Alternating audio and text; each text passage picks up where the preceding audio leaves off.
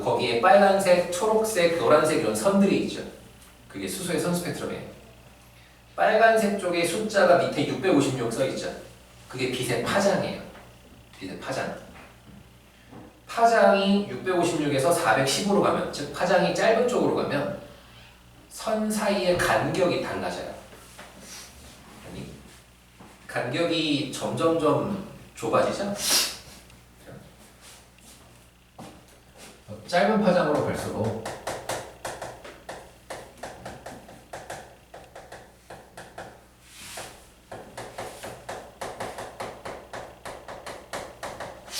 간격이 줄어들어요. 근데 짧은 파장이라는 거는 아까 무슨 뜻이라고 했어요? 빛의 파장이 짧다는 거는 빛의 에너지가 크다는 거죠. 그죠? 그래서 높은 에너지로 갈수록 에너지 사이의 간격이 점점 좁아진다는 거예요. 됐니?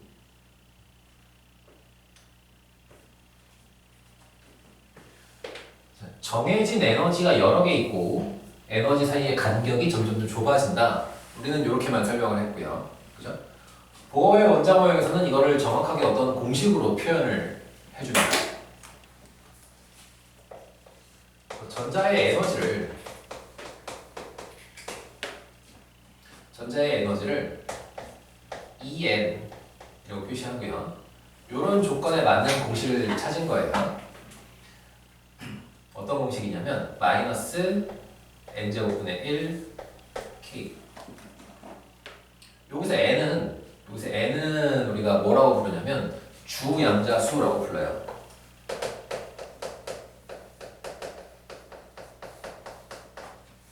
주양자수는 다른 말로는 전자 껍질수라고도 불러요.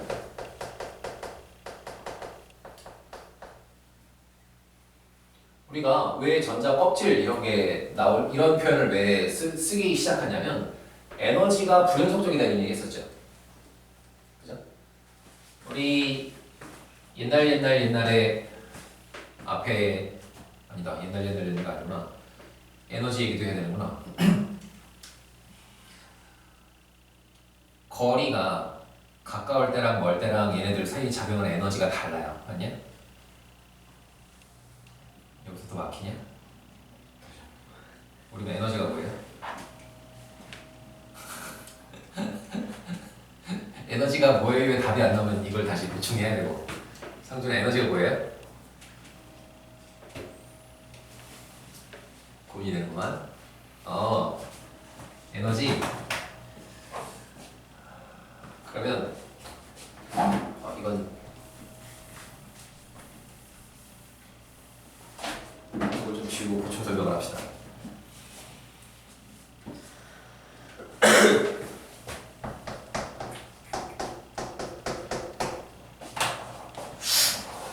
왜 물리 아직 안 하니? 에너지가 뭐였을까? 고민한 에너지란? 일을 할 수 있는 능력. 에너지가 할 수 있는 게 일 말고 하나 더 할 수 있어요. 열을 만드는 것도 에너지죠. 일을 하거나 열을 만드는 능력. 이게 에너지예요. 짧게 능력이라고 합시다. 능력. 뭔가 할 수 있는 능력. 오케이?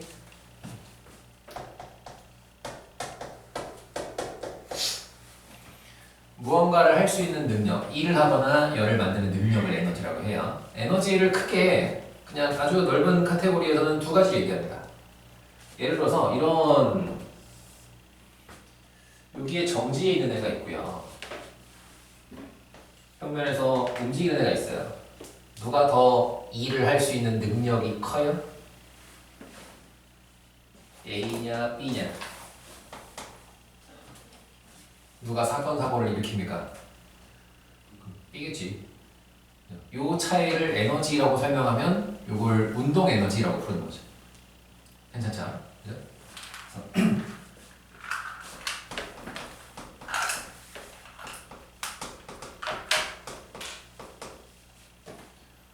근데 똑같이 정지에 있는 애들이라고 하더라도 땅바닥에 있는 애랑 이렇게 빗면 위에 있는 애는 에너지가 다를 거예요. 누가 E를 만들 수 있는 능력이 있습니까? A하고 C 중에 C죠. C죠. 둘 다 정지해 있으니까 이건 운동 상태 때문에 달라지는 건 아니죠. 이런 에너지를 뭐라고 해요? 위치 에너지 혹은 포텐셜 에너지라고 하죠. 요즘 교과서에도 포텐셜 에너지 맞냐? 계속 바뀌어가지고 내가 물리 교과서 자세히 안 읽어보겠네. 포텐셜 에너지로 쓸게요.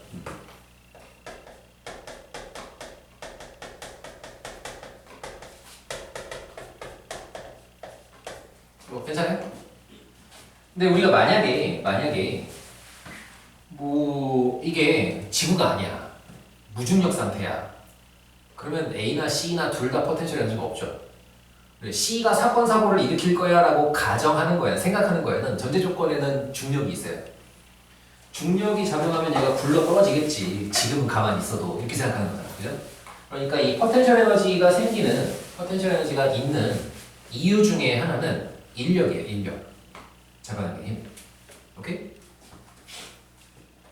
그러면 A와 C를 비교하면 지구 중심에서 거리가 가까운 게 A죠. 거리가 가까우면 인력은 강해지냐 약해지냐?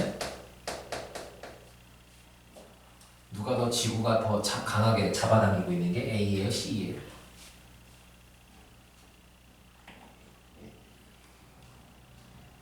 아주 극단적인 경우를 생각하면 쉬워요. 예를 들어서 A하고 C가 있는데 C가 얼마나 멀리 있냐면 저기 뭐 태양까지 가 있다, 혹은 뭐 저 멀리 다른 은하에 가 있다, 지구 중심은 아주 멀리. 그러면 걔는 지구가 잡아당기는 인력을 거의 느끼지 않겠죠. 그러니까 거리가 멀어질수록 인력은 점점 약해지는 거예요. 괜찮니? 근데 에너지는 누가 더 크냐면 C가 크죠. C가 크죠. 그래서 거리가 가까울수록 포텐셜 에너지는 점점점 낮아지는 거예요.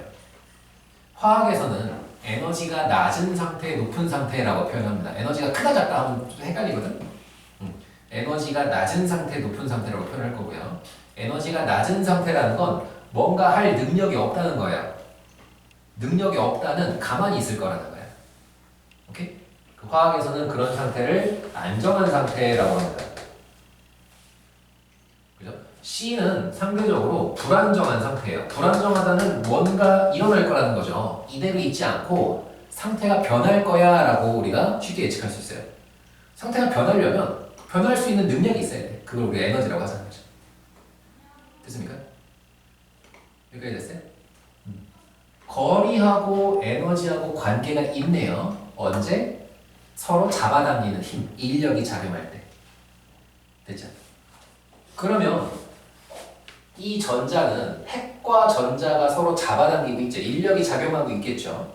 핵은 플러스고 전자는 마이너스니까. 이해됐어요? 근데 에너지가 불연속이죠. 에너지가 불연속이려면 어떻게 해야 되냐면 거리가 불연속이면 돼요. 거리가 가까울수록 에너지가 낮아지는 거예요. 정해진 에너지만 가질 수 있다라는 거는 정해진 거리에만 있을 수 있다라는 거랑 똑같은 말이 되는 거죠. 됐니? 괜찮아요? 에너지가 불연속적이다. 그러려면 핵과 전자 사이의 거리가 불연속이다. 그걸 우리가 전자 껍질이라고 부르자는 거예요. 그래서 그림으로 그리면 책에 있는 동그라미 그림 있죠? 네, 그겁니다. 가운데 핵이 있고요. 전자가 주변을 돌아요. 여기에 전자가 있다고 해볼게요. 그러면 이제 우리가 이 선 스펙트럼을 전자와 핵 사이의 관계로 설명하면 이렇게 설명하는 거예요. 처음에 원자에다가 에너지를 줘서 얘를 때린다 그랬죠. 그러면 여기다가 내가 에너지를 공급해주면 이 전자를 때려가지고 멀리 하늘로 붕 띄울 수 있다는 거예요. 이거를 지구와 물체라고 생각하면 비슷하죠. 그죠? 여기 책상 위에 물티슈가 있고 야구방망이 때려가지고 얘를 날려보내. 이거랑 비슷한 상황인 거예요. 되니? 에너지를 흡수하면 전자가 붕 날아가는데 중요한 점은 아무렇게나 임의의 궤도로 날아가는 게 아니고 정해진 높이까지만 움직일 수 있다는 거예요. 그 높이가 정해져 있다는 거예요. 되죠? 얘가 이렇게 움직일 수 있겠죠. 근데 이게 물티슈 때리면 허공에 계속 날아가냐? 그러지 않고 떨어지잖아요. 다시 안정한 상태로 떨어지죠. 마찬가지로 이 전자도 다시 안정한 상태로 떨어진다는 거예요. 차이점은 두 가지 차이가 있어요. 물티슈를 내가 방망이를 때렸을 때 이게 떠오르는 높이는 아무 높이나 다 되는 것 같아. 그지? 특정한 높이는 안 되고 특정한 높이만 되고 그런 건 없는 것 같아. 근데 얘는 정해진 높이만 되고 이 중간 높이 그런 건 안 된다는 거예요. 되니? 그 왜 안 되나요? 몰라. 안 되는 것 같아. 이게 안 된다고 해야 이 결과가 말이 돼. 설명이 돼. 그죠? 그러니까 지난 시간에도 그런 얘기 했었죠. 우리가 원자 모양의 발전을 얘기하면서도 상식적으로 이상해요 라고 해서 그게 과학적으로 옳지 않다는 뜻은 아니에요. 우리가 상식으로 받아들이기 좀 어려운 것들이라도 그 설명이 실험 결과를 설명할 수 있는 유일한 설명이고 다른 대안이 없다. 그러면 우리는 그냥 그걸 믿어요. 그걸 쌓아 올려놓은 게 과학이죠 지금. 그죠? 이것도 마찬가지예요. 이상한 것 같은데 이거 말고는 이걸 설명할 수 있는 다른 방법은 아직 없는 것 같아. 그러면 믿는 거예요. 오케이? 됐죠? 그 다음에 차이점이 두 가지라고 그랬죠? 정해진 높이만 된다, 아무 높이나 된다. 이게 차이고 두 번째 차이는 얘는 띄었다가 떨어뜨리면 에너지를 방출할 때 어떤 형태로 에너지를 방출합니까? 얘가 올라갔다가 뻥 떨어지면 보통 뭐 소리나 열, 진동 이런 게 생기겠죠. 그죠? 쿵 소리가 나고 바닥이 좀 흔들릴 거고 이렇게 되겠죠. 얘는 떨어질 때 에너지를 방출할 때 소리나 열 이런 게 아니고 빛으로 방출합니다. 빛으로. 그 빛이 여기에 정해진 파장으로 찍힌 거야 라고 설명하겠다는 거죠. 됐네? 움직일 때 여기서 에너지를 방출하는데 그 에너지의 형태는 빛 에너지다. 이게 선 스펙트럼이다.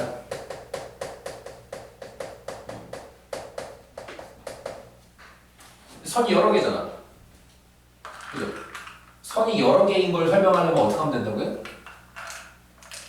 정해진 에너지가 하나가 아니고 여러 개 있습니다. 그랬죠? 여러 개. 그러면 이 껍질이 두 개만 있으면 선이 하나만 나오겠죠?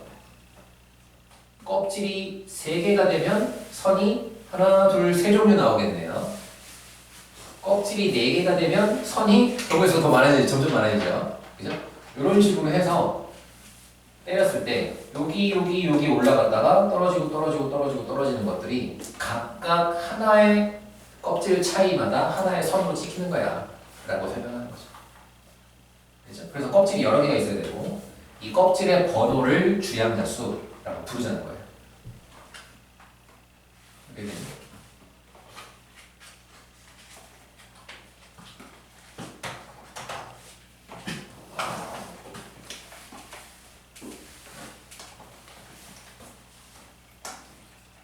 그러면 책의 80페이지를 딱 다 설명한 것 같아요. 그죠? 책의 80페이지. 잠깐 읽어볼게요. 2번 보호의 원자 모형, 수소의 불연속적인 선 스펙트럼을 설명하기 위해 제안된 모형이다. 요 수식어를 잘 이해를 해주셔야 돼요. 수소의 선 스펙트럼을 설명하기 위해 제안된 모형이다. 그럼 맞는 말인 거예요. 그죠? 선 스펙트럼과 불연속적인 스펙트럼은 같은 말이에요. 그거의 반대말은 연속 스펙트럼. 이해했죠? 가로 1번 원자핵 주위의 전자는 특정한 에너지를 갖는 궤도를 따라 운동하며 이 궤도를 전자 껍질이라고 하자. 왜? 여기서 제일 중요한 말은 특정한 에너지예요. 특정한 에너지. 왜 특정한 에너지, 정해진 에너지만 가질 수 있냐? 그래야 스펙트럼이 선으로만 나오니까. 이해됐죠? 지금 제가 껍질을 4개 정도 그렸어요. 예를 들어서 이런 질문을 할 수 있는 거예요. 요만큼의 높이까지만 전자가 움직였다 떨어지면 어떻게 돼요? 이런 질문을 할 수 있죠. 그죠? 혹은 이거보다 조금 더 낮은 높이까지 갖다 떨어지면 어떻게 돼요? 보어의 원자 모형에 따르면 지금 제가 빨간색으로 그린 거 이런 현상은 일어나지 않는다는 거예요. 왜 안 돼? 몰라. 근데 안 된다고 해야 이게 설명이 된다는 거예요. 이것도 약간 생각하는 방식이 이상하죠? 그죠? 논리적으로 이게 이렇게 돼라고 말한 게 아니고 이렇게 가정해야만 이게 논리적인 결과야 라고 설명하는 거예요. 순서가 약간 이상하죠? 설명할 순서가. 이게 만약에 이런 현상이 일어난다면 어떻게 돼야 돼요? 요거보다 조금 작은 에너지가 나오죠. 요거보다 조금 작은 에너지가 나오려면 요거보다 조금 긴 파장이 나와야 돼. 요거보다 조금 긴 거 그거 쫙 모으면 이 모양이 나왔어야 돼요. 그죠? 그러니까 여기와 여기 사이에 중간 정도에 해당하는 에너지를 전자들이 다 가질 수 있다면 스펙트럼이 이 모양이 아니고 이 모양이 나왔다는 거죠. 이해되시죠? 그래서 선 스펙트럼이다, 연속이 아니다를 이해하는 게 중요한 거예요. 중간은 안 되고 정해진 껍질만 되는 것 같아 라고 설명하자는 거죠. 그죠? 동그라미 2번. 원자 핵에 가까운 껍질부터 주양자수 1, 2, 3, 4로 붙이자. 번호를 붙이자. 그죠? KLM 요거 아직 자세히 설명 안 했어요. 그죠? 전자 껍질 번호를 주양자수 n이라고 하고 1번 껍질, 2번 껍질 이렇게 부를 거다. 동그라미 3번. 동그라미 잘못 읽었구나. 동그라미 1번이 주양자수라고 하잖아. 동그라미 2번. 각 전자 껍질이 갖는 에너지는 주양자수에 따라서 마이너스 n제곱분의 1 곱하기 얼마. 저는 마이너스 n제곱분의 k라고 썼고요. 책에는 이 자리에 1312라는 숫자가 써있죠. 그 1312는 외우라고 안 할게. n제곱분의 1 앞에 마이너스. 요거까지만 얘기해주세요.